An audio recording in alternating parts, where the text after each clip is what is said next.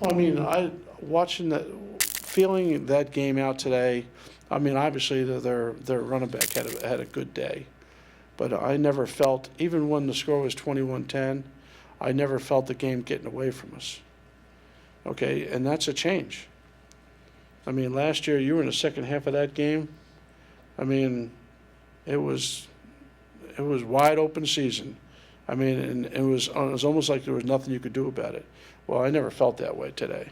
They changed their coverage from two deep coverage to a one deep coverage to load the box up, and we're slanting on almost every play.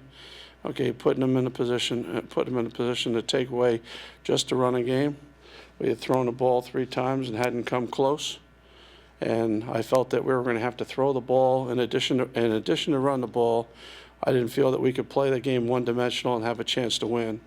And as you notice, that was probably right, because in the second quarter, that's when we started moving the ball, when we started mixing it up between passing and the throwing. And I think that we're going to, if Montel's going to go forward as you know, a lead guy with a chance of being the head man, okay, we're going to have to be more efficient in the passing game. You know, turnovers are part of the game. It was just how they all packaged together. I know he had a couple, and I know Jermaine obviously would like to have his back, and Jake would like to have his back, and Montel would like to have his back. I mean, there's a lot of different. Hey, look at, and there's calls that we'd like to have back as coaches too. Let's throw that in, put them all in there together. So it's just that turnovers are the thing that changes the game more than any other element in football. Turnovers. It either stops drives, in other words, kills drives on your own, or sets them up. And in this game, it did both. Well, I had a long conversation in the locker room, and I'd prefer to kind of leave that private. But I always talk about life. I'm a lot bigger than football. I think that there's a lot of things you learn by being part of a football team, and football happens to be just one element.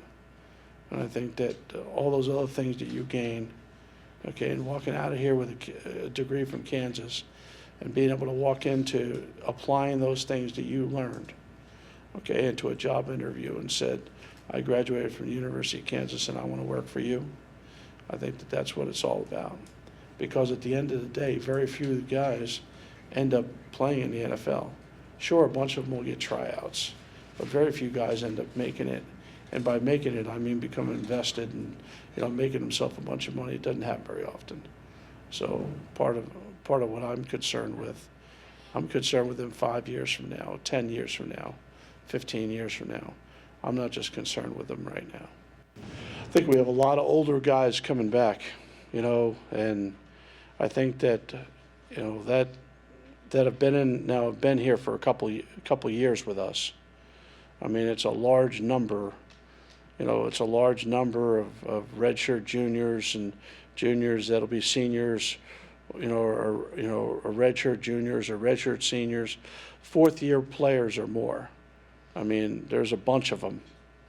So usually when you have a bunch of them that have been in the same system for a couple of years, okay, even though there's obviously going to be tweaks in the system, I think that usually bodes well for your next uptick in performance.